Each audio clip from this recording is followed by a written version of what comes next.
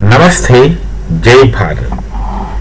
FATF, that is Financial Action Task Force.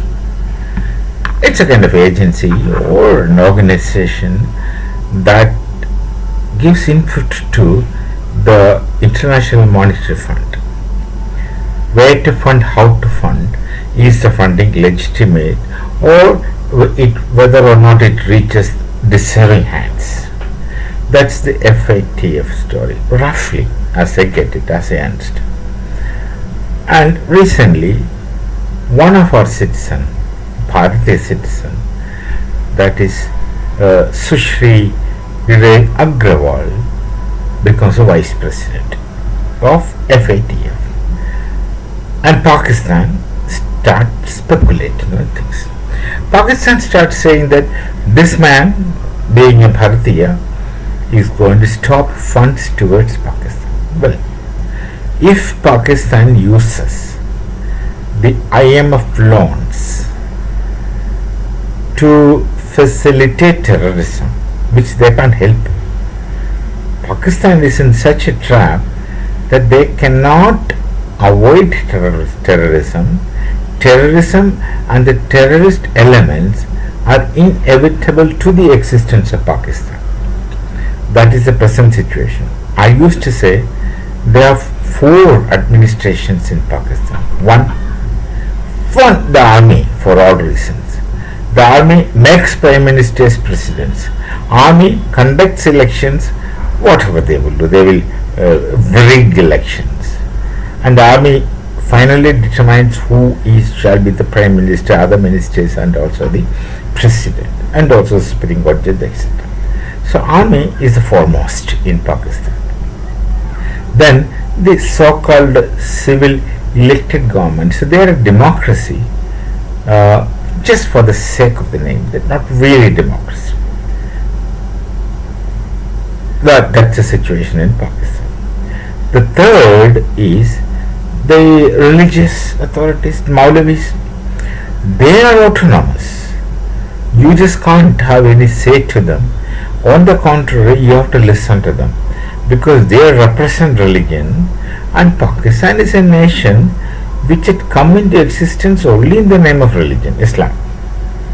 Otherwise, they had no reason to part themselves from Bharat. More Muslims live in Bharat much more happily than the total population of Muslims in Pakistan. The Muslims in Pakistan suffer. They suffer through religion, from religion, and also by religion. On the other hand, the Muslims in Bharat do not suffer. They have their freedom of worshipping, etc., etc., every kind of freedom, which they can have in any Muslim countries. In fact, in Muslim countries, they may not have that extent of religious freedom which they have in Bharat. So that's the situation of Muslims living in Bharat. The Hindus have a basic attitude of accepting the other faith. So the Hindus will always treat them as one of them, one among them. I also studied in younger days in schools, and then in higher studies, colleges, universities, etc. I haven't seen anyone making a distinction on the basis of religion with anyone. That is a Sanskriti of Bharat.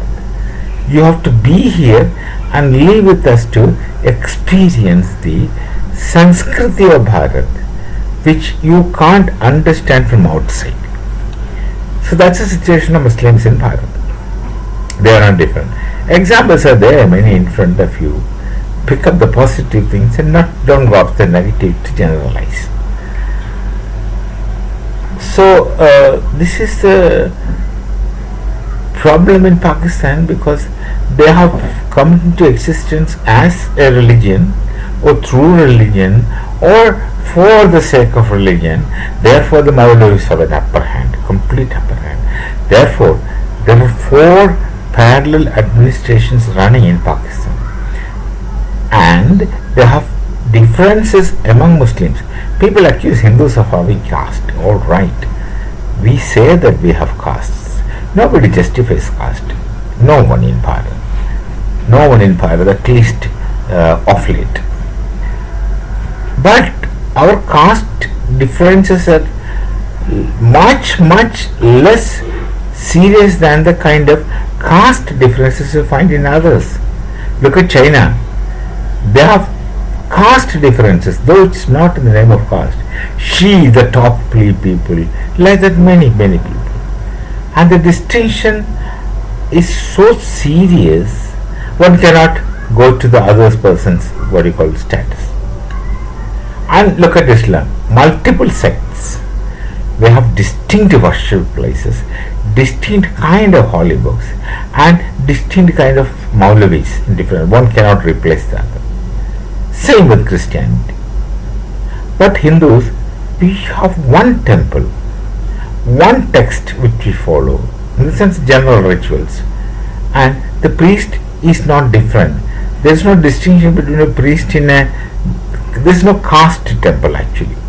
Temples are for all Hindus. So tell me, are Hindus more divided in caste as compared to all others? In fact, Hindus are least different in terms of caste as compared to all others.